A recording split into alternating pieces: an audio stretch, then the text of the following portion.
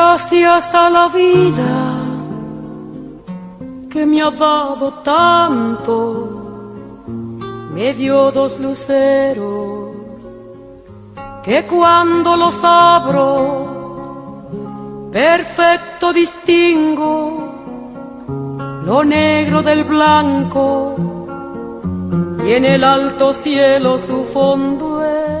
Hola, esto es Poetas Argentinos por la BCN Radio, la radio de la Biblioteca del Congreso de la Nación, un programa dedicado a difundir a los poetas argentinos de Jujuy a Tierra del Fuego. Qué importante es de escuchar las voces de nuestros creadores, ¿no? Poder federalizar a través de una radio. Sacar la poesía a la calle es esto, es sacarle el mote al género solo para algunos pocos y poder convertirlo en poesía de todos y para todos. Todo esto que acabo de decir, ¿no? Suena a libertad, un poema representando la libertad. Tener en cuenta a nuestros poetas, saber qué piensan, cuándo comenzaron a escribir, con quiénes se identifican o por qué decidieron ser poetas, ¿no? Porque podrían haber elegido otro rumbo, otro género. Conocer la obra de ellos es importantísimo. Escucharlos, a quienes día a día a lo largo de todo el país van dejando las huellas en la cultura como pueblo, va a ser la tarea de este programa. Quien les habla, Claudia Inchil, me acompaña en la travesía, María Alejandra Figueroa, después se va a incorporar Gabriela Bruch, está Camila Zúñigo Inchil en la producción y en la operación Nico y Juan. Bueno, en el día de hoy nos vamos a dedicar a una provincia que es Mendoza, con el poeta Hernán Schillaci. Después vamos a escuchar Tonada de Otoño por el dúo Cacacese Aliaga, Cebollita y Huevo de Jorge Marciali. Bueno, porque la idea es esa, es poder no difundir lo que hacen en cada provincia, los poetas, los creadores. En este caso, bueno, un poeta y en los otros, a través de la música, cómo es la poesía cantada, ¿no? Porque es poesía también. Hernán Schillaci nació en 1976 en la ciudad de San Martín, Mendoza. En su paso por la Facultad de Filosofía y Letras, fundó y dirigió las revistas literarias Molinos de Viento, Ulises y la mural Tatuaje Falso. Además integró los grupos parapoéticos Dar es Dar y Kodama. Obtuvo la primera mención en poesía en el certamen literario Vendimia 2000. En el año 2002, Mundo Ventana, su primer poemario, fue publicado por Libros de Piedra Infinita, editorial que dirige junto a otro poeta como es Fernando Toledo.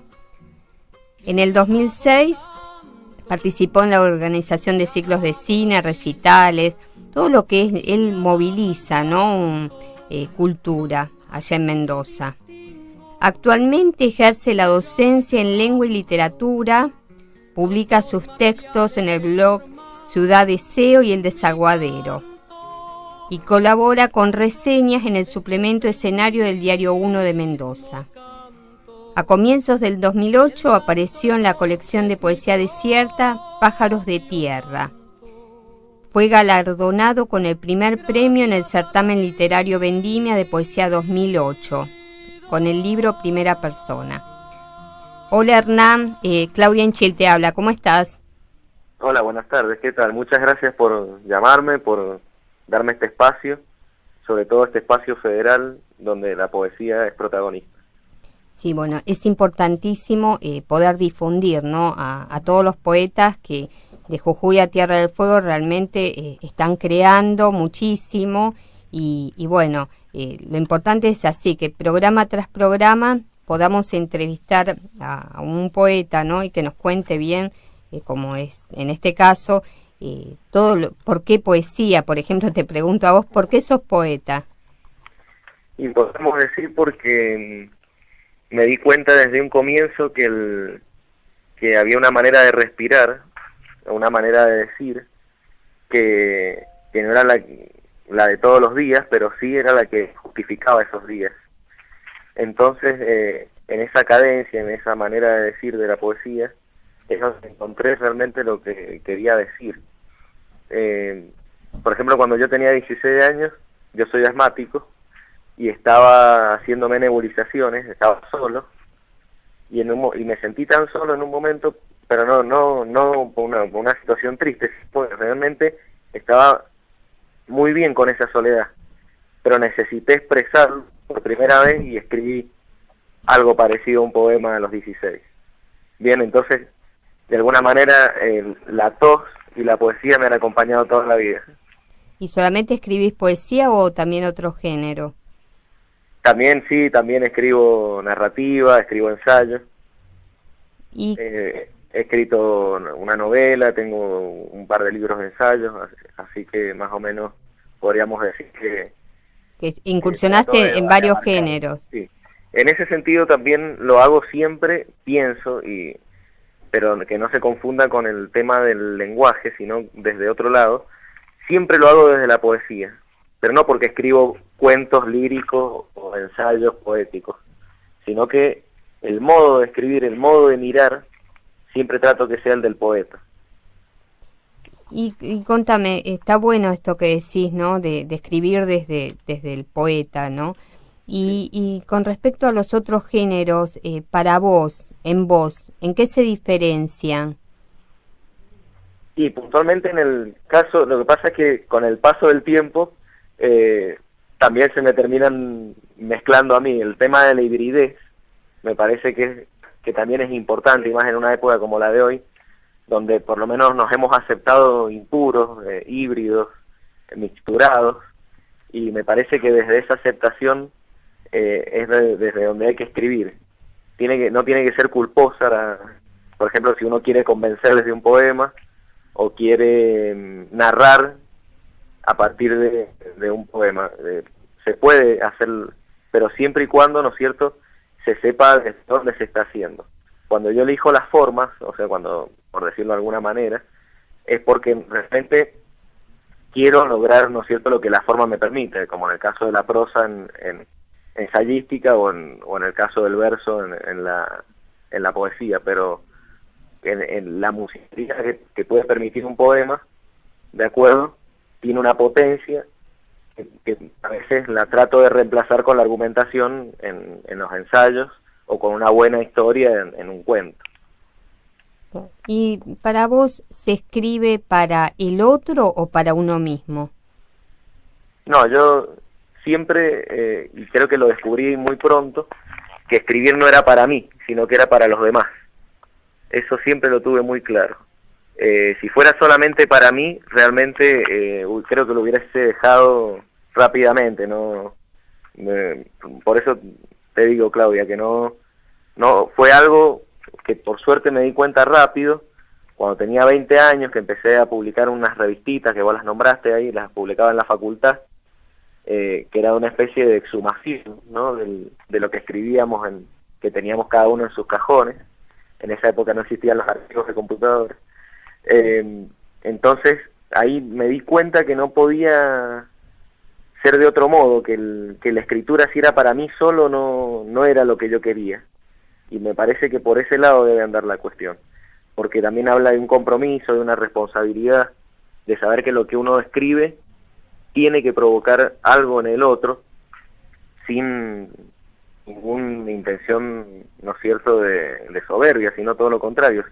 Simplemente, si escribir para uno mismo es la finalidad, directamente no se publica, no se muestra, no se hace entrevistas. Sí, es cierto eso. Y decime vos, cuando escribís ahora, ¿no?, y te Sí. pones a ver tus poemas actuales y los poemas de cuando empezaste, ¿qué notás en ellos? Y creo que me parece que el proceso, primero, bueno, lo voy pensando mientras me lo has preguntado, pero me parece que el proceso claro y evidente es de que los primeros poemas eran muy de puño apretado, muy todo lo contrario a lo que se puede pensar tal vez de una poesía adolescente, que es, ¿no es cierto?, la expresión de sentimientos pura, sino todo lo contrario. Yo a los 20 escribía muy cortito, muy breve, muy conciso, y me ponía muchas reglas, ¿no es cierto?, para no irme hacia a ese lugar que no quería, que era la expresión de sentimientos sin ninguna contención, ¿no es cierto?, que yo veía a veces en amigos, en compañeros, en la típica poesía que se escribe en un comienzo, donde se escriben parrafadas largas sin pensarlo.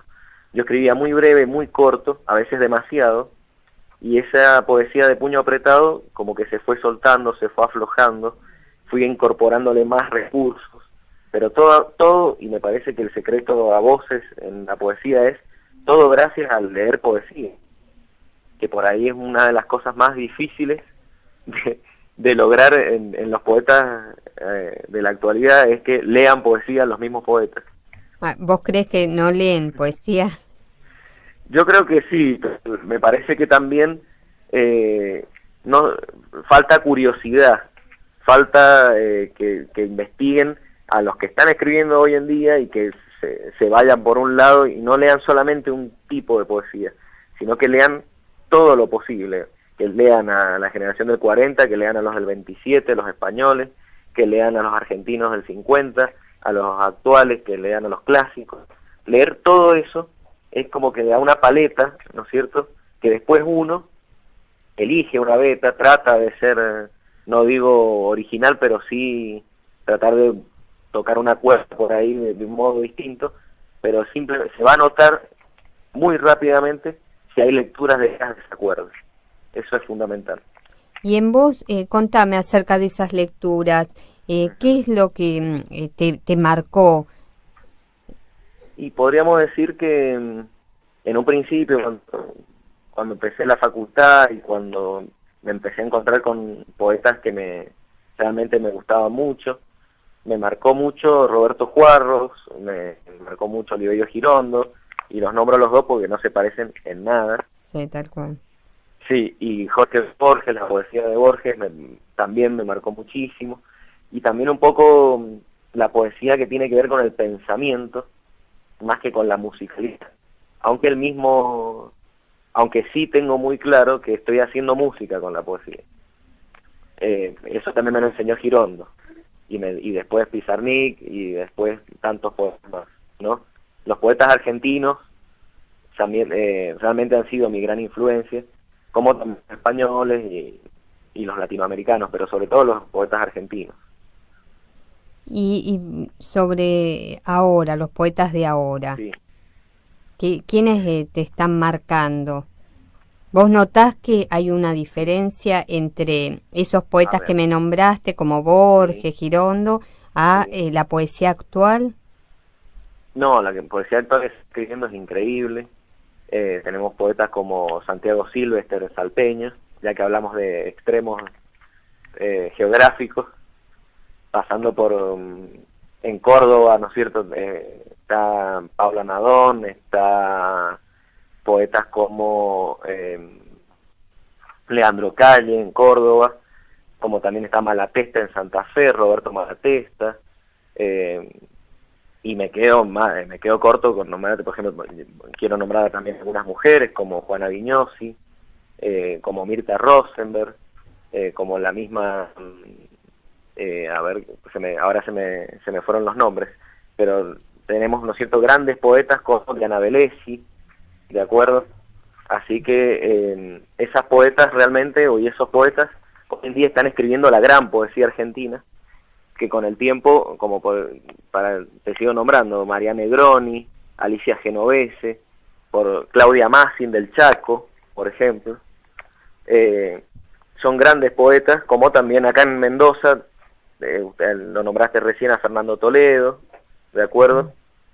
Rubén Valle, otro gran poeta mendocino, que realmente no me marcan a mí como lector, es poesía que está viva, que se publica, que dialoga con la que estoy escribiendo yo, y realmente me gusta mucho, y como te digo, es un desafío leerlos, y al mismo tiempo me acompañan. ¿Y el panorama poético de Mendoza hoy? Sí.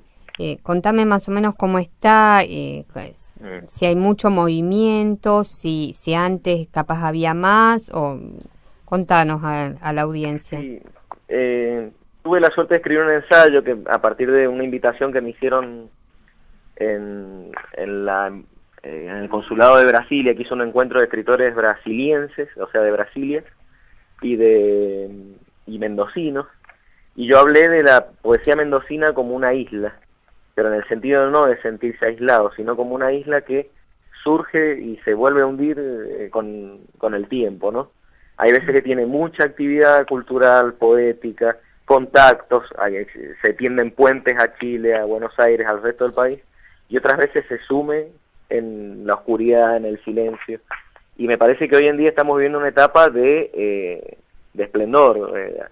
Hay recitales de poesía semanales, se presentan libros, se publican libros, se critican, tienen cierta presencia en los medios, la tímida presencia en los medios de la poesía, por supuesto, ¿no es cierto?, con reseñas, con pequeñas entrevistas, como por ejemplo en este caso en las radios también hay un movimiento interesante, y al mismo tiempo hay librerías que le están dando un espacio más importante a la poesía, y también hay una agitación cultural interesante con ferias que se hacen paralelas, ¿no es cierto?, ferias independientes, autopublicaciones que se hacen los mismos autores y que circulan en todo el país.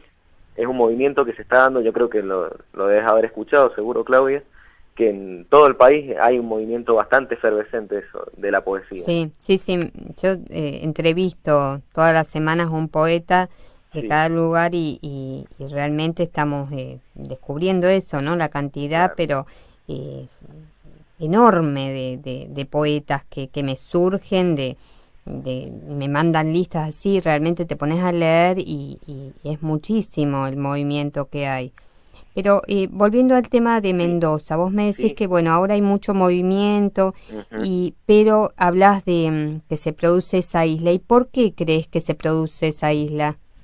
Puntualmente, como decían, mirando la historia de la poesía mendocina, yo te decía como que es una isla que de alguna manera va tendiendo puentes o túneles subterráneos y se va conectando, pero el país es muy grande, Mendoza está a un extremo del país, ¿no es cierto?, en el extremo oeste, y los contactos a veces se hacen muy complicados, ¿no? Y eso de alguna manera da un cierto rasgo de insularidad que nos caracteriza a los mendocinos, ¿no es cierto? Somos montañeses, vivimos a un costado del país, de alguna manera eso nos marca, pero ha ido cambiando un poco el ADN del mendocino y del poeta mendocino, en que se abre y que sabe que el contacto es lo que le da realmente una respiración saludable a la poesía. Y sí, es tender puentes, ¿no? Lo importante que es eso. Hablando de tu obra, ¿qué lugar ocupa la existencia y la infancia? Bien, y sí, no digo que haya una preponderancia, pero sí es un tema. Hay un poema mío que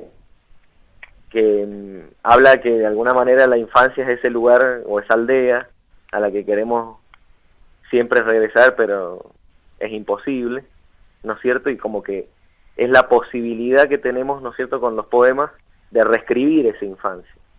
Hay como que el poema nos da la posibilidad de volver a tallar esos hechos de la infancia, que algunos fueron felices y otros no tanto.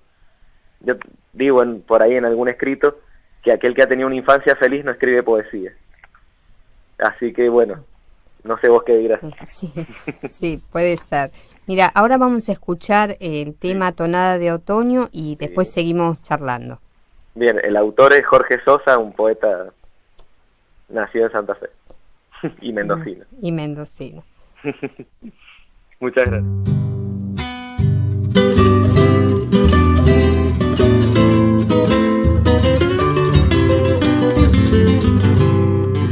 No es lo mismo el otoño en Mendoza, hay que andar con el alma hecha un niño, comprenderle el adiós a las hojas y acostarse en un sueño amarillo y y en el canto que baja la sequía, un misterio de duendes del agua, personajes que un día salieron a poblarnos la piel de tonadas.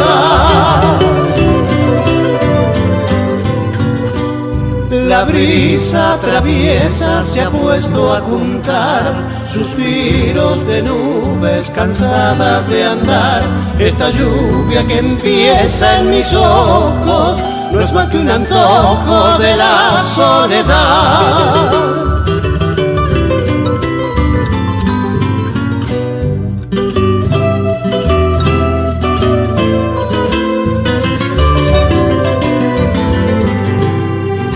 Es posible encontrar cada nombre en la voz que murmuran los cerros.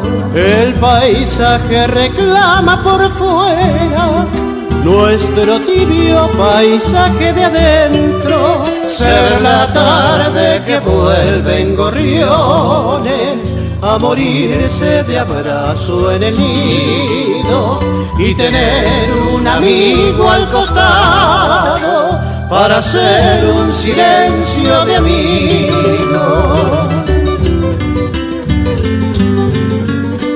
La tarde nos dice al llevarse al sol que siempre el recuerdo lo inicia un adiós para quien lo ha vivido en Mendoza. Otoño son cosas que inventó el amor.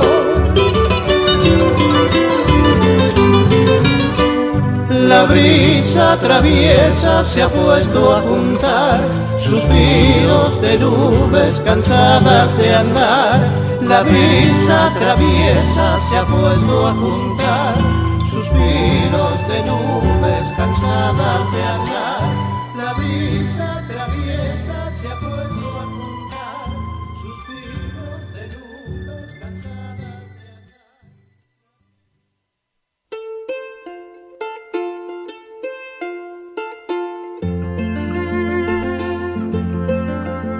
Cada libro, cada hoja, cada papel esconde una historia.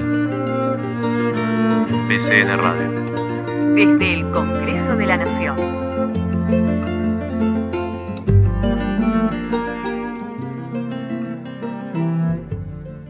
La Biblioteca del Congreso te informa que otra de las salas que posee es la Infanto-Juvenil Juan Félix Caferata. La Caferata suministra materiales bibliográficos requeridos por la currícula educativa, brindando sus servicios a los alumnos de nivel primario y secundario. El material disponible comprende libros, folletos, láminas, mapas y abarca áreas básicas como ciencias sociales, ciencias naturales, matemática y lengua, como así también todas las materias curriculares de nivel medio, incluyendo áreas de interés particulares como deportes, juegos, recreación, música y literatura. La sala infanto-juvenil funciona en Hipólito Yrigoyen 1750 de lunes a viernes de 8 a 24 horas y los sábados y domingos de 10 a 20. Para mayor información, pueden consultar nuestra página www.bcnviv.gov.ar.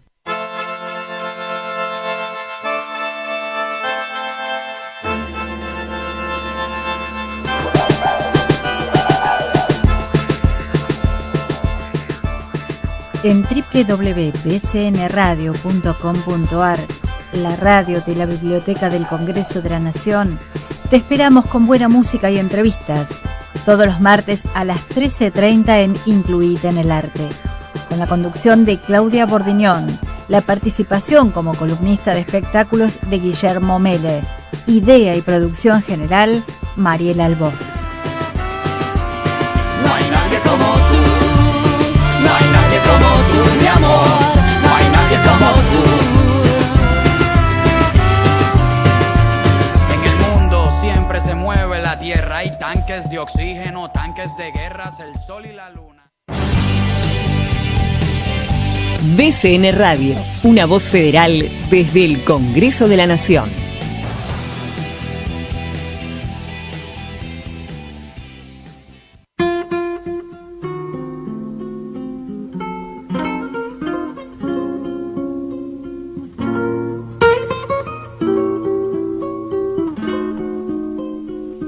Bueno, estamos charlando con el poeta mendocino Hernán Schillaci. Hernán, ¿cómo se muestra en tu escritura lo cotidiano? Podríamos decir que a lo largo de lo que he ido escribiendo, lo cotidiano directamente entró sin pedir permiso a los poemas. Directamente, ahora casi, y he escrito ahora un libro completo de esa manera, cada poema surge de un hecho cotidiano, desde alguien que está tendiendo la ropa y se da cuenta de algo que le cambia la mirada, hasta alguien que lava los platos, o barre la vereda, o simplemente está haciéndose un café. Me parece que es la poesía que realmente, de alguna manera, quiere decir lo que está pasando y puede justificar desde lo cotidiano por qué ese poema se escribió, ¿no es cierto? Me parece que el lector, o me pasa a mí cuando leo un poema que muestra un mundo cotidiano pero con una luz que no había sido mirada, ¿no es cierto?, con una luz nueva, yo lo agradezco como lector, como que de alguna manera me dijo algo que yo ya conocía, pero de un modo diferente. ¿Y vos cuando te pones a escribir, lo haces con una rutina, de decir todos los días me siento a escribir poesía, o tiene que suceder algo que te motive, si no lo haces?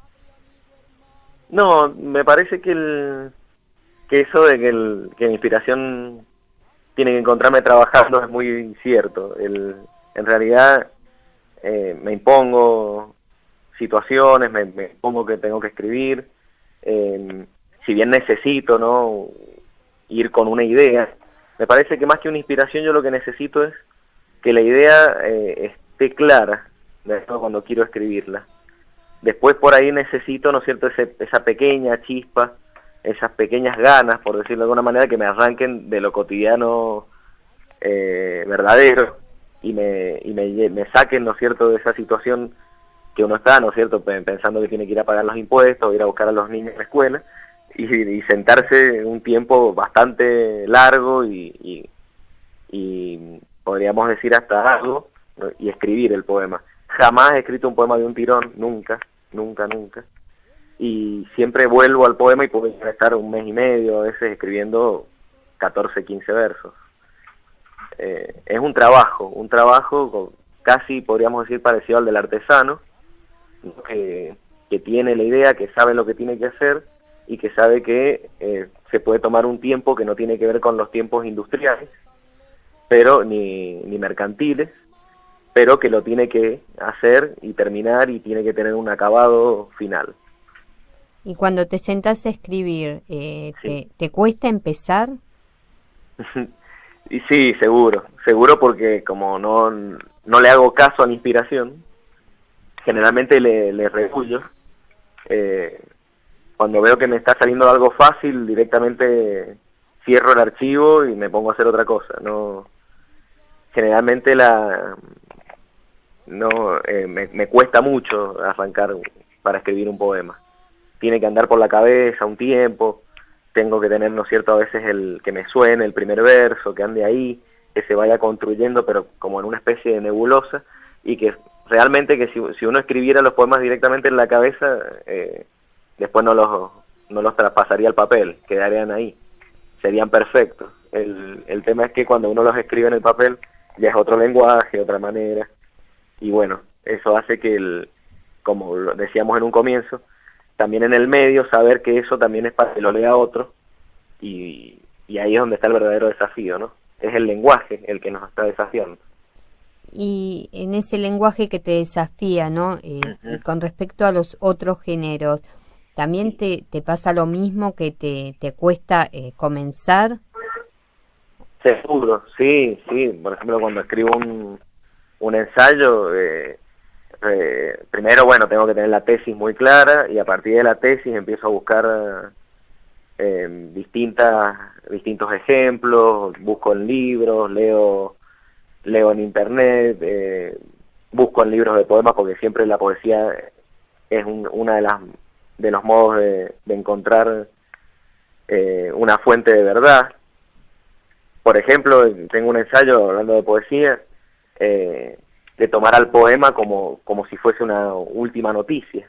Ah, qué bueno. Entonces, ¿cuánto más nos alerta un poema que una noticia del diario?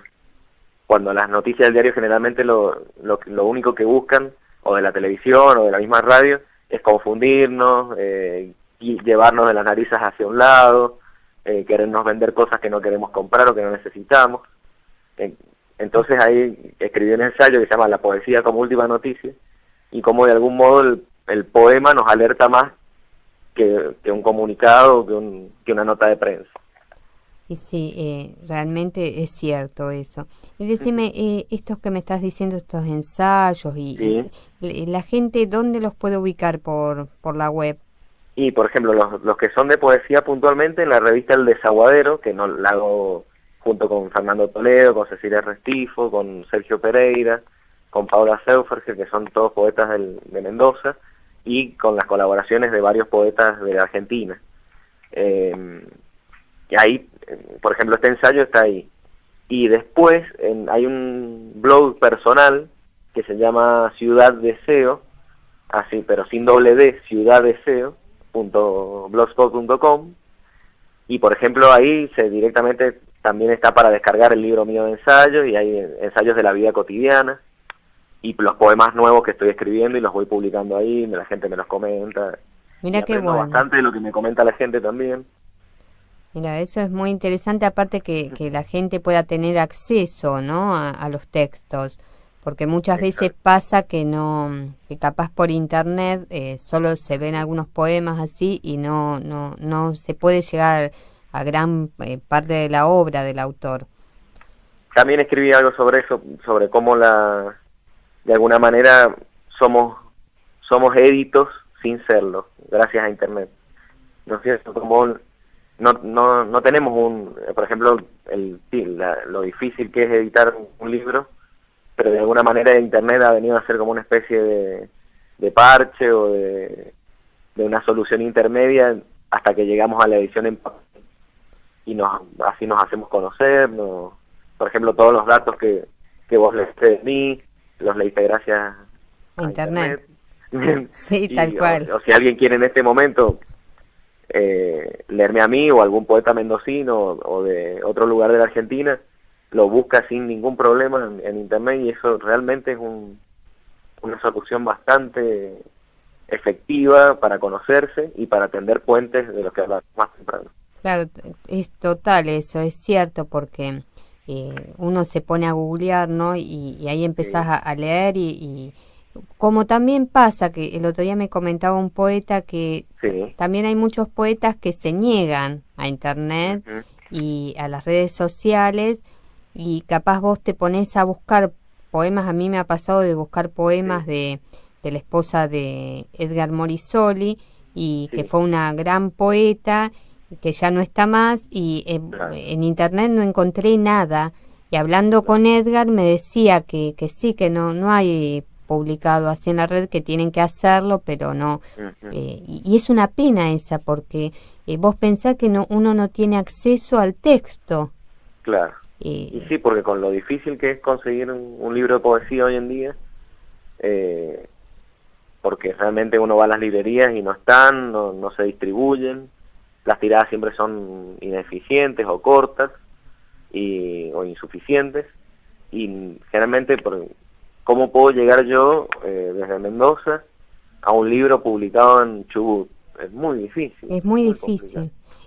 Y aparte, vos sabés que acá cuando se hizo la Feria del Libro en Buenos Aires, en los stands de las provincias, bueno, muy interesante, porque había provincias que realmente trajeron mucho material de poesía, Chubut, Neuquén, muchas hicieron antologías, pero realmente lindas, grandes, con muchos poetas, como también otras provincias no, que me ha pasado de preguntar y me dijeron no trajimos nada de poesía. Yo decía qué pena, porque bueno, era tener acceso, ¿no?, a todo el material, pero bueno, eso es lo importante, ¿no?, que puede lograr también el tema de la difusión a través de las redes sociales, de internet, de Facebook, cuando muchísimos poetas publican en los muros poesía. Exacto. Eso realmente es importante porque es como dije al comienzo, ¿no? El hecho de sacar la poesía a la calle es eso, liberarla, la poesía, y que todo el mundo pueda tener acceso, porque también a veces Eso, pasa... en principio, después por ahí uno ya, ¿no es cierto? Uno dice, bueno, este poeta cuelga 10 poemas por día y atina cada un mes. Pero más allá de eso, uno lo puede conocer, llegar a él, y después, bueno, si ese poeta que cuelga un montón de poemas en su muro de Facebook publica un libro, y bueno, ahí es donde llegamos, ¿no es cierto?, a esa cuestión. Ya se hizo conocer, ya lo han comentado, y bueno, y puede llegar después el libro ya de una manera distinta al lector. Ya después se demuestra, ¿no es cierto?, en el libro, ¿no es cierto?, donde ha habido una selección, donde ha habido una corrección, donde el poeta, ¿no es cierto?, está ofreciendo ya un producto distinto a lo que es el facilismo de colgar un texto en el muro de Facebook, ¿no? Tal cual. Y decime, con respecto a vos, ¿qué es lo que te decidió a publicar el primer libro? Primero la tosudez, porque yo lo publiqué en el año 2002, cuando el país se caía de...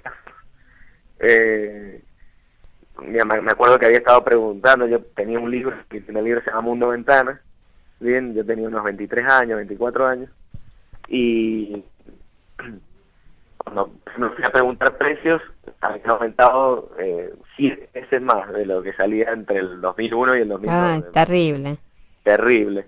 Entonces, había tenido las experiencias, ¿no es cierto?, de las revistas en la facultad, y bueno, y gracias a eso me animé que en esa época lo hacía muy poca gente, no lo hacía nadie, a la edición artesanal.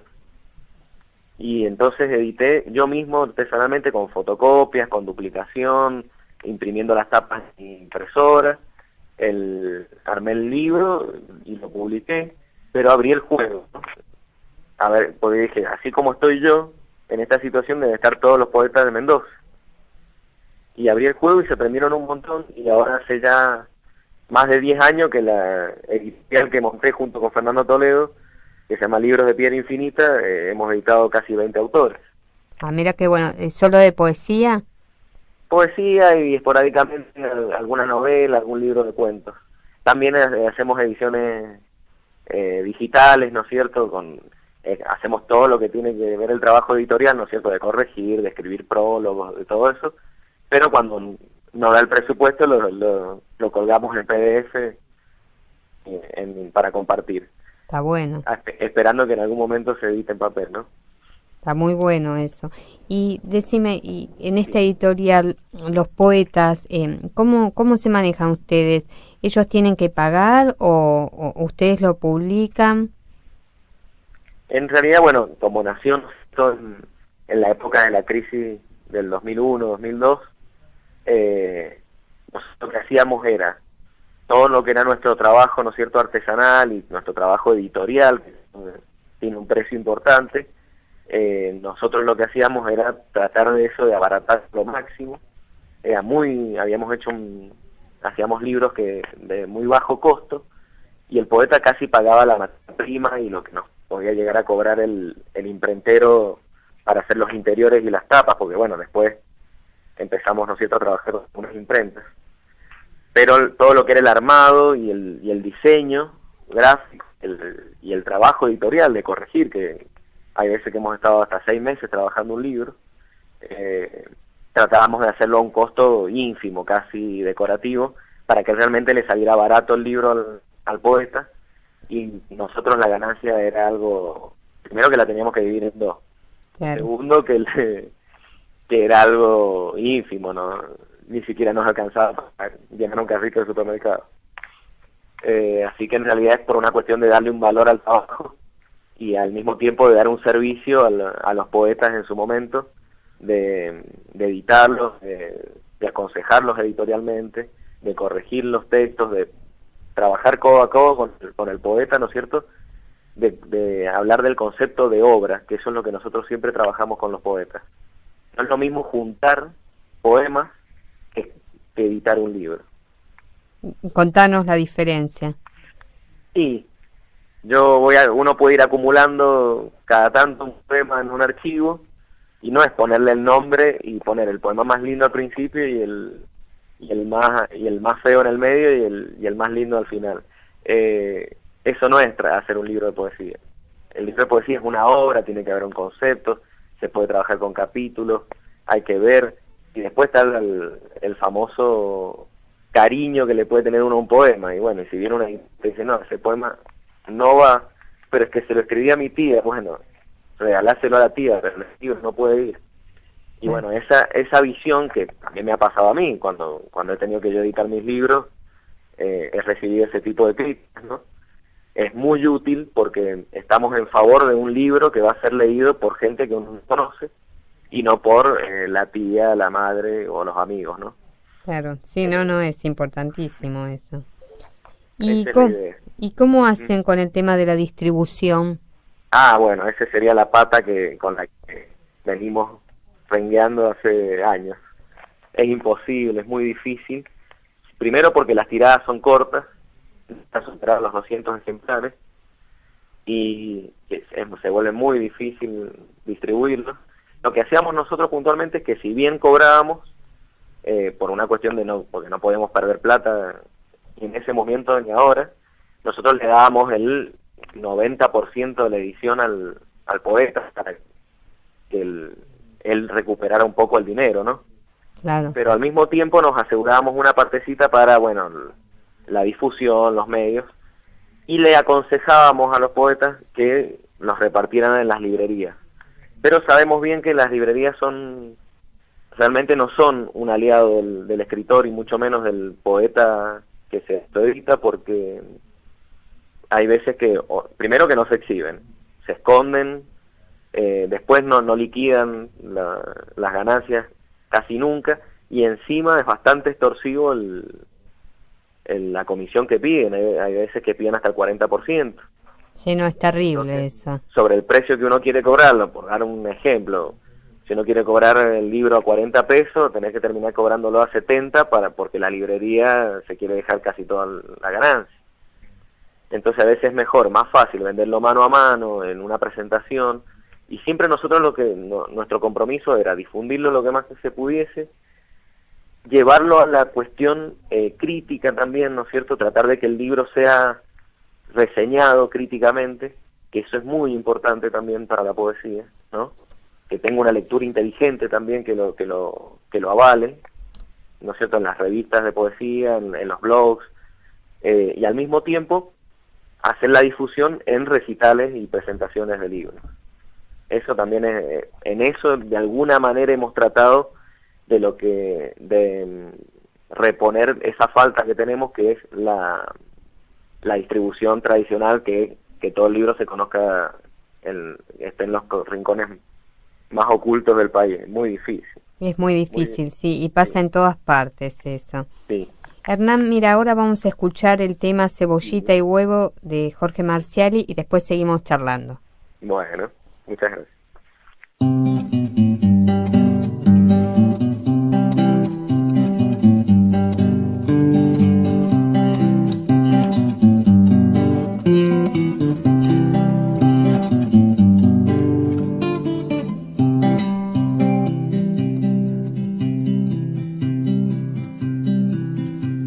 Aguánteme hasta el verano, dijo un viejito cuyano, y en agosto se murió.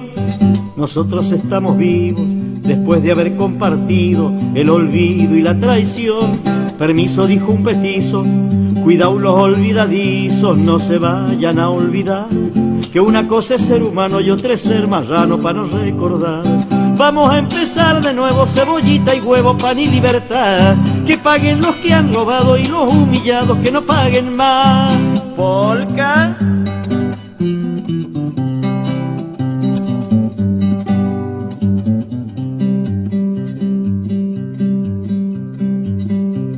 Mi gente andaba en lo suyo, la liebre comiendo yuyo y la abeja en el panal. cuando llegaron los chanchos y armaron un zafarrancho que nadie puede arreglar, igual que a bicho insurgente, llevaron los inocentes todos al mismo corral. Algunos no regresaron y los que quedaron pa' qué voy a contar. Vamos a empezar de nuevo, cebollita y huevo, pan y libertad. Que paguen los que han matado y los humillados que no paguen más. Otra vuelta.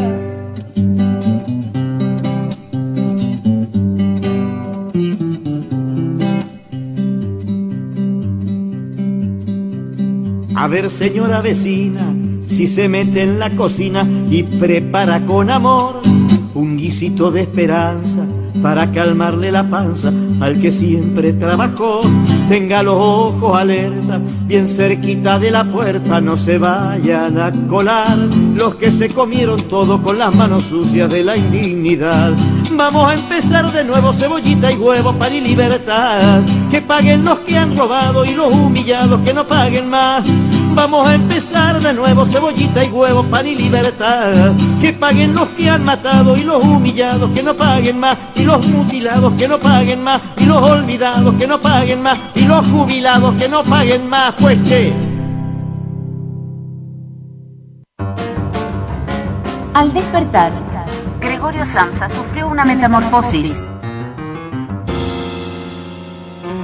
y sintonizó BCN Radio, la radio de la Biblioteca del Congreso de la Nación.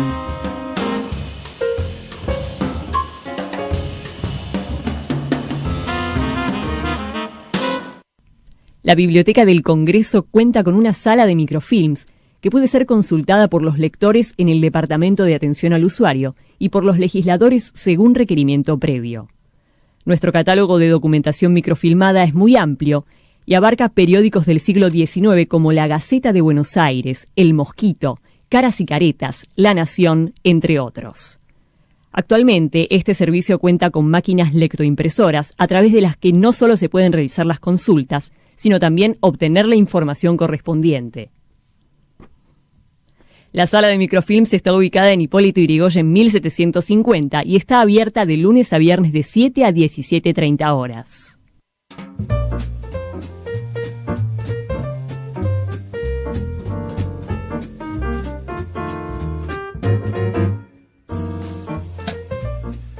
Jazz Record aquí en BCN Radio, la radio de la Biblioteca del Congreso de la Nación. Soy Andrés Monserrat y les traigo esta propuesta para escuchar, disfrutar y compartir jazz de Argentina y del mundo todos los viernes a las 21 horas aquí en BCN Radio, la radio de la Biblioteca del Congreso de la Nación.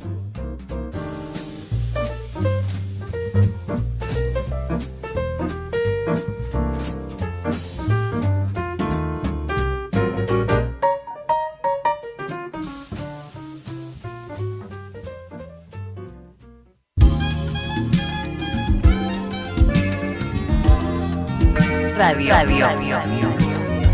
Actualidad.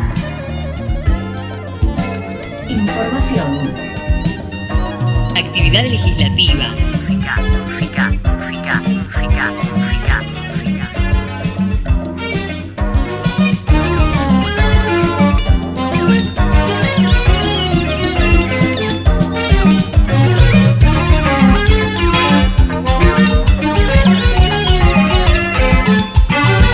BCN Radio. Cultura Federal.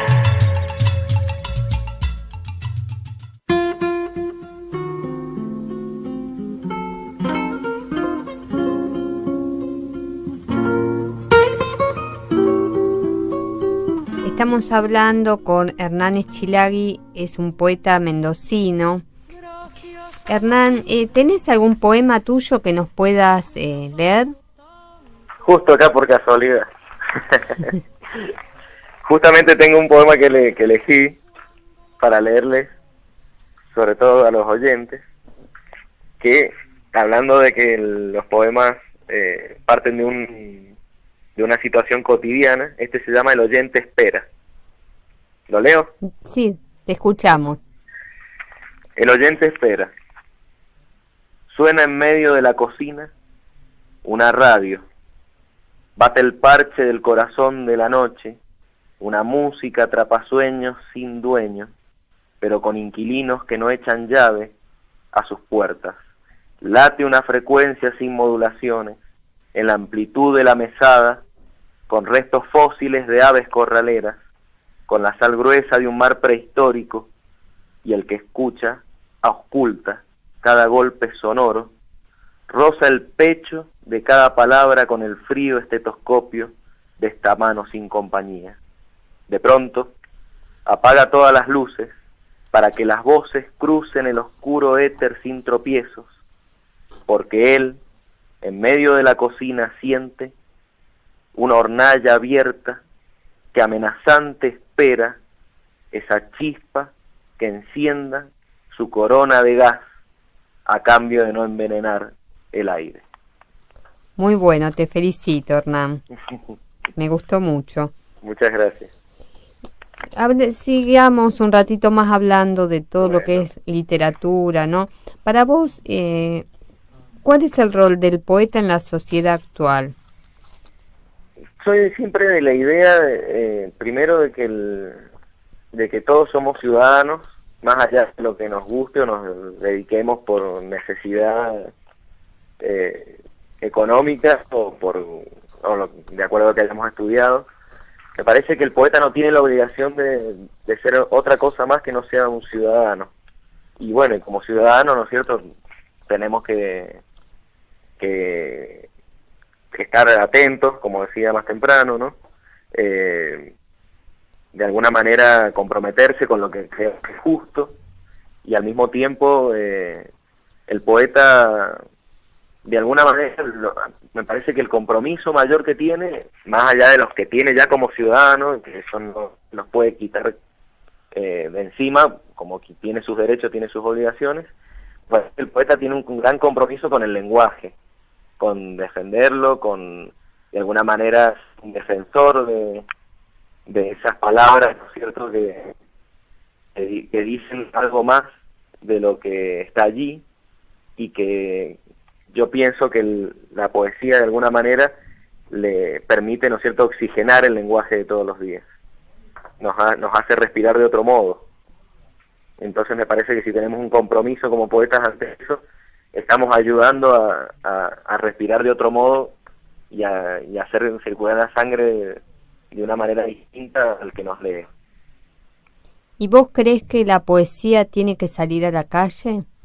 Seguro, sí. Y eso fue desde un comienzo. Yo lo primero que hice socialmente con la poesía fue salir a pegar carteles, afiches con versos que no eran míos, que eran de poetas famosos, ¿no es cierto?, de Neruda, de Benedetti, de Juarros, de Pizarnik, a la calle, hacía intervenciones, ¿no es cierto?, en la ciudad, pegaba carteles de colores con poemas, cuando tenía 19, 20 años, y después iba a las plazas, íbamos, me acuerdo, con un grupo, que teníamos el gracioso nombre de Kodama, nos llamábamos, un poco burlándonos, ¿no es cierto?, el más antiliterario que puede existir, pero un poco nos hemos puesto ese nombre para hacernos los pícaros, y salíamos, ¿no es cierto?, y leíamos poesía en la calle, con megáfono, o hacía a voz pelada, y leíamos poetas que consideramos que nos estaban cambiando la mirada a nosotros, y que lo vivíamos con una intensidad increíble, y pensamos que en la calle es donde realmente tenían que ser leídos. Así que desde ahí yo siempre he querido tener y he buscado el contacto de la poesía en la calle. De alguna u otra manera lo he intentado. Analizando, hay muchos grupos que realmente hacen encuentros poéticos, en los cuales mayormente van como oyentes poetas, ¿no? Sí. Siempre cuando estoy en esos encuentros pienso que es como que los poetas nos leemos a los poetas, ¿no? Nos leemos entre nosotros. Y veo que va poca gente, ¿no? Del común, de todos los días. Entonces es como que siento que la poesía está un poco alejada, ¿no?, de lo cotidiano en ese sentido. ¿Vos qué opinás al respecto? No, yo opino que sí, es una gran verdad el tema de que nos terminamos mordiendo la cola, ¿no? Con respecto a que nos leemos entre poetas, nos comentamos entre poetas, y esto hablo como algo que existe, no puedo negarlo, ¿no es cierto?, de que se hacen recitales de poesía y la gran mayoría de los que van son poetas, pero al mismo tiempo ha habido una especie de con el tiempo, como te digo, socialmente yo hace más de 12, 13 años que planté bandera y dije, bueno, esto es lo que me gusta hacer, esto es lo que realmente me siento que me justifica, y con el tiempo, ¿no es cierto?, sostenido, como decía, con la tosudez, siendo cabeza dura, de alguna manera se ha ido creando un público no poeta, por lo menos en el ámbito donde yo me muevo, ¿no?, que está atento, que tiene ganas de leer poesía, y tiene ganas de leer poesía de autores locales, cosa que es muy difícil. Por ahí hay gente que le gusta leer, tal vez leen autoayuda y ese es el gran acercamiento que tienen con la lectura, pero descubren, por ejemplo, un nuevo lenguaje, una manera de decir que hasta les dice cosas más interesantes que sobre lo cotidiano, que es la poesía, ¿no?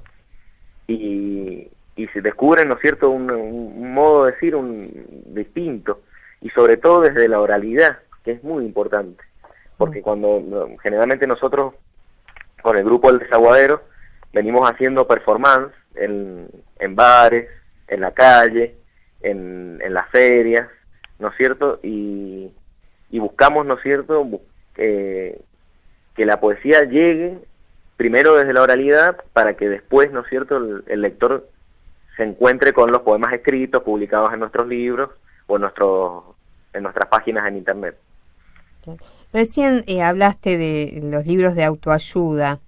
Sí. Vos sabés que un estudio inglés hace un tiempo dijo que la poesía es más sanadora, ¿no?, que los libros de autoayuda, ya que la poesía toca el hemisferio derecho del cerebro, donde se almacenan todos los recuerdos autobiográficos. Claro. Y es como te ayuda a reflexionar sobre la vida, ¿no? Qué importante eso, porque si hay mucha gente que lee, ¿no?, estos libros de autoayuda, y capaz lo bueno sería poder hacerles picar el bichito, ¿no?, de la poesía, que realmente pueden llegar a movilizarlos más y a darles eso. Engañar. Nosotros hicimos una performance que se llamaba Poesía de Primeros Auxilios. Entonces, donde nos llegábamos, ¿no es cierto?, a una salita de primeros auxilios, los que estábamos ahí, los escritores, y del botiquín, para curarnos, sacábamos poemas, ¿no? Qué bueno. Entonces, eso. Puntualmente decíamos eso, ¿no?, que la poesía podía, ¿no?, pero, ¿no es cierto?, desde un lugar más lateral, mucho más complejo, que la autoayuda, pero de alguna manera podía darnos ese servicio que tan ponderado es, ¿no?, y tanto dinero hace ganar a muchos, pero que realmente la poesía nos puede ser mucho más fiel y nos puede acompañar por mucho más tiempo que un librucho de autoayuda, ¿no? Totalmente, y más que mucha gente, viste, lee esos libros, y yo digo, bueno, que puedan descubrirlo, ¿no?, que puedan descubrir en la poesía eso que están buscando, porque al leer ese tipo de libros están buscando, y bueno, la poesía es búsqueda y pregunta constante, entonces bueno, sería bueno movilizar con todo, ¿no?, a través de ella. Bueno, esa es la cuestión, ¿no?, que la poesía mejora las preguntas más que dar respuestas. Claro, tal cual.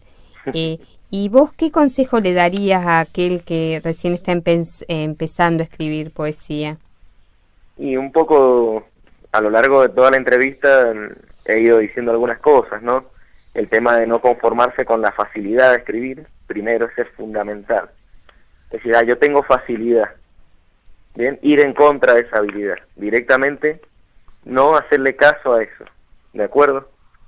Claro, porque el producto es infame, no va a salir algo bueno de allí. Entonces, sí, me gusta escribir, es algo que lo necesito, y tengo facilidad. Cualquiera de nosotros, una vez leí, a cualquier persona que le pongan un revólver en la cabeza escribe un poema.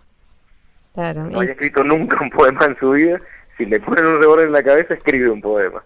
No así hace una película o compone una canción, pero cualquiera lo podría hacer. Entonces, no es tan difícil escribir un poema. Lo que sí es difícil es escribir un poema verdadero. Entonces, si está esa facilidad, ir en contra de ella. Ese sería el primer consejo, y que va de alguna manera atravesar todos los demás consejos que podría decir después. Por ejemplo, el tema de trabajarlos con tiempo, buscarle una música al poema que no tiene nada que ver con la métrica tradicional o con la rima, sino que tenga un decir que en lo posible único, en lo posible novedoso, ¿de acuerdo? Tratar de que el corte de verso no sea porque me pintó visualmente, sino que el corte de verso tenga que ver con un sentido y con una musicalidad, que esté justificado el corte de verso, ¿de acuerdo? Y me parece que hay algo fundamental en cualquier poema, que es, ¿no es cierto?, que haya un momento que preanuncie una epifanía, pero que no suceda. O sea, que se llegue a un momento de clímax, ¿de acuerdo? Que el lector lo sienta, ese clímax, pero que no pase, porque el poema no es algo epifánico, el poema es algo que se produjo de un trabajo y de la inteligencia de un tipo, no porque se sintió iluminado. Sí, tal cual, está buenísimo este concepto, ¿no? Que es así, no es de iluminados, exacto, sino que es de trabajo diario y bueno, y sobre todo de poder compartirlo y tender puentes, ¿no? Hacia el otro, desde uno, desde todo lo interno, ¿no? Poder compartirlo. Bueno, Hernán, te agradecemos muchísimo que hablaste con poetas argentinos y bueno, tenés este espacio abierto para cuando quieras volver, charlamos. Bueno, ha sido un placer. Un abrazo. Un abrazo a todos. Bueno, estuvimos hablando con el poeta de Mendoza, Hernán Eschilagui, realmente una charla muy interesante porque él nos fue contando todo su proceso creador, ¿no? Desde que empezó con las revistas y todo lo que fue haciendo hasta que comparte una editorial con el poeta Fernando Toledo. Antes de irnos, yo quería hablar de Fernando Toledo, que también es mendocino, nació en 1974, licenciado en Comunicación Social. Bueno, ha publicado muchos libros, sus poemas han aparecido en publicaciones de Argentina, España, Canadá, Rumania. Tiene muchas distinciones, entre ellas los certámenes Vendimia 1998 y 2003. Es un divulgador cultural porque, bueno, publica muchos poetas. Ha sido invitado al Festival Internacional de Poesía Buenos Aires en el 2013. Él es el organizador, fue el organizador el año pasado del primer Festival de Poesía en Mendoza. Voy a leer un poema de él. Cuando se oye sonar la propia música en un lugar ajeno y no hay espejos que confirmen la supuesta presencia en este cuarto de poema y fiebre, cuando una letra cierra la palabra y solo sigue un largo espacio en blanco, cuando el tiempo es la secuencia del caos, cuando todo es deuda y solo resta conservar el doble punto de apoyo que este suelo concede indiferente, cuando la noche es un acto reflejo, vuelvo a escribir. Para mí, para un otro, nadie lo sabe. Igual vuelvo a escribir, hasta escarbar, hasta desenterrar. Bueno, este poeta se llama Fernando Toledo, es mendocino, y hay muchísimos poetas que bueno, habitan Mendoza, ¿no? Por ejemplo, Mercedes Araujo, que nació en Mendoza en 1972 y vive acá en Buenos Aires. Ha publicado muchas obras y su primera novela, La hija de la cabra, obtuvo el primer premio del Fondo Nacional de las Artes. Después Silvia Dabul también nació en Mendoza, bueno, participó de muchos ciclos en el país, grabó 2 CD de música, Silvia Dabul se llama, y bueno, como esos hay, pero infinidad de poetas a lo largo de Mendoza que realmente es importante difundir. Por eso la idea de este programa, poder conocer a cada poeta, saber qué piensa, qué siente y por qué decidieron ser poetas. Bueno, nos vamos a encontrar la próxima semana. Como siempre digo, poesía para todos y de todos. Chau, chau, chau, chau. Me ha dado la marcha de mis pies cansados, con ellos anduve ciudades y charcos, playas y desiertos, montañas y llanos, y la casa tuya, tu calle.